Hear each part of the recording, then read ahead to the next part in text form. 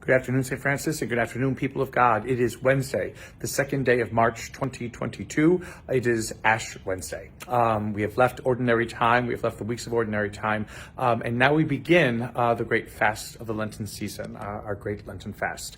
Lent itself, again, will begin formally on the first Sunday of Lent. Again, Ash Wednesday introduces us to the three disciplines of prayer, fasting, and almsgiving that are supposed to mark this passage through the 40 days that lead us into remembering the Paschal mysteries and then the great celebration of the season of Easter.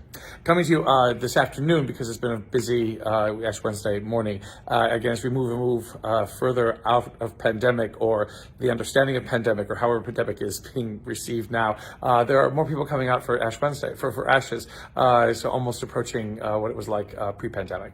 So where I am now, I've been here before with you. This is the chapel at the Catholic Center. As you can see, it's decked out for Lent with a little bit of purple over there.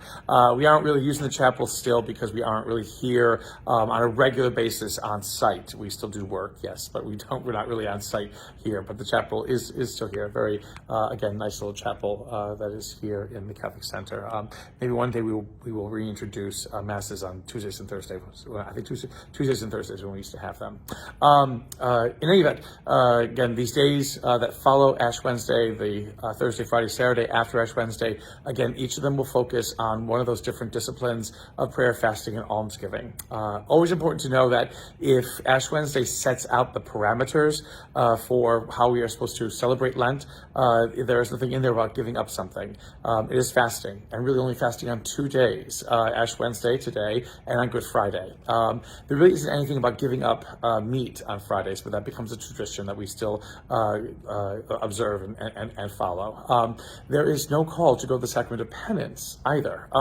Again, the whole understanding between that call was to be able to receive Eucharist and making sure that Eucharist becomes that Easter duty, coming from a time in our history as a church in the Middle Ages in which people were told again and again not to receive Eucharist because they were unclean, unworthy, or on whatever, and the priests were always better, which was never the case. So the sense in which to pray, to remember how much the gifts that we have been given and what wonderful gifts those are in our lives, and to embrace and reverence them, and then to give. Again, the sense of giving alms, something financial or also something personal. This is the season of giving. We often are led by our society and culture to think that that's Christmas when it really isn't. Christmas is the season for receiving the wonder of the Incarnation, receiving the wonder of God's love in that way.